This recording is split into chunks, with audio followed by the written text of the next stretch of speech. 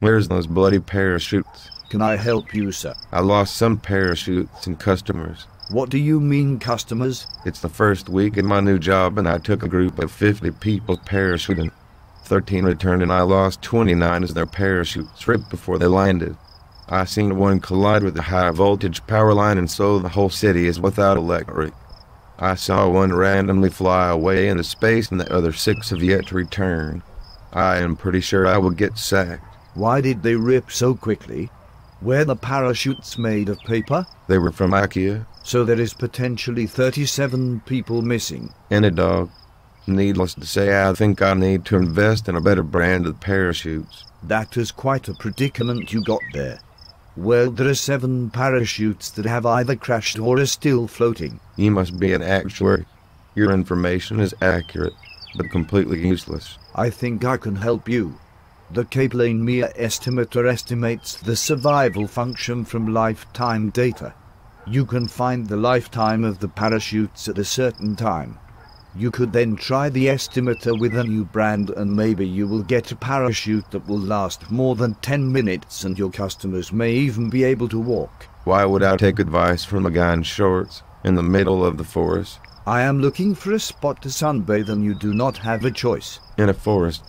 To think people with no common sense like you is monitoring my pension scheme. Did you record the times when you observed a parachute ripping or otherwise? Surprisingly, yes, I did. If you record the data of the total number of parachutes you dropped and the times when they ripped and other events such as collisions, you can calculate the probability of them lasting to a certain time. Do you think if I can calculate the Kaplan-Meier Estimator, I will get to keep my job? Stranger things have happened. Kaplan-Meier Estimator allows for censoring which occurs when, like in my son's magazines, or censoring occurs when the value of a measurement or observation is only partially known. Just like when your parachutes randomly blew away, or got electrocuted or it hadn't returned before you ended your observation period.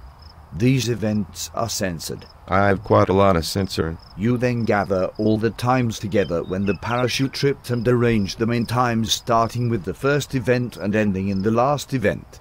Then calculate the hazard function for each time event. My mom always said I was a health hazard. I have no idea why.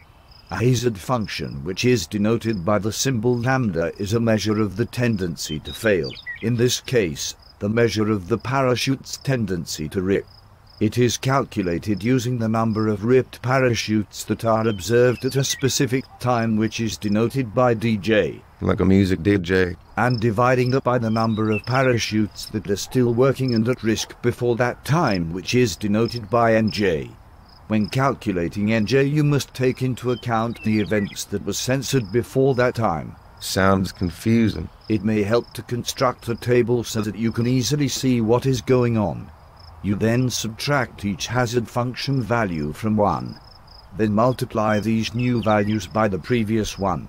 This will give you the probability of the parachute staying intact at certain times. I assume this value will be very small in your case. I am also a bungee jump instructor and the rope often snaps. Could I use Kaplan-Meier estimate for that? Yes, you could estimate the probability of the rope lasting long enough. I better get my calculator then so. And I better get my sun chair. I think the sun is about here somewhere.